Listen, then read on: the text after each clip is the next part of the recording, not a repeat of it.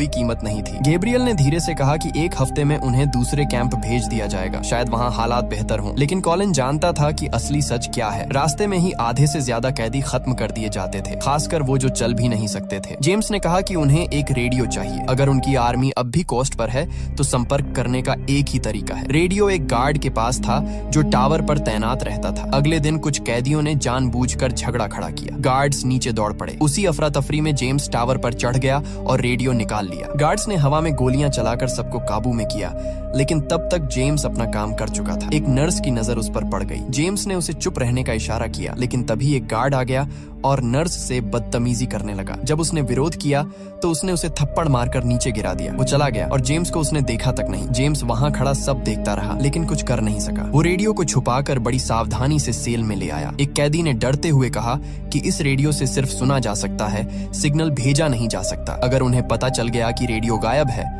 तो वो सबको तब तक टॉर्चर करेंगे जब तक वो मिल नहीं जाता। जेम्स ने उन्हें भरोसा दिलाया कि इनके पास कई रेडियो हैं। एक गायब हुआ तो किसी को खबर नहीं होगी। अगले दिन ईतो ने सब कैदियों को लाइन में खड़ा किया। उसने कहा कि कुछ लोग ऐसे इलाकों में जाते देखे गए हैं जहां जाना मना है। उसने कॉलिन की तरफ उंगली उठाई, लेकिन कॉलिन ने साफ कहा कि वो गलत आदमी पर शक कर रहा है। तभी एक और कैदी पकड़ लिया गया। उसे रिंग में घसीटा गया। उससे बाकी लोगों के नाम पूछे गए। ईतो ने वादा किया कि नाम बताने पर उसकी जान बख्श दी जाएगी। उसने नाम बता दिए, लेकिन ईतो ने अपना वादा नहीं निभाया। दोनों को वहीं मरवा दिया गया। रात को एक कैदी जेम्स के पास आया। उसने धीमी आवाज में पूछा कि क्या वो उन लोगों को जानता था और क्या उसे बाहर निकलने का रास्ता पता है। उसे डर था कि कहीं जेम्स भी धोखा न दे दे। काफी देर की चुप्पी के बाद सबकी गुजारिश पर उसने एक ब्लाइंड स्पॉट का जिक्र किया, जहां से बिना नजर में आए बाहर निकला जा सकता था। उसी रात जेम्स चुपचाप सेल से निकला, हाथ में रेडियो, सामने घना जंगल और हर कदम पर पकड़े जाने का डर। वो काफी दूर तक चलता रहा। जब उसने रेडियो ऑन किया तो उसमें कुछ आवाजें उभर आईं। लोग नवाजो भाषा में बात कर रहे थे। शब्द समझ में नहीं आ रहे थे, लेकिन आवाजें साफ बता रही थीं कि अमेरिकन यूनिट बहुत पास है। इसी दौरान कैंप में एक सोल्जर चेकिंग के लिए सेल में पहुंचा। सब अपनी अपनी जगहों पर लेटे थे। जब उसने जेम्स की चारपाई की चादर उठाई तो नीचे सिर्फ खाली बोरियां मिली। जेम्स वहां नहीं था। अजीब बात ये थी कि वो सोल्जर बिना कोई शोर मचाए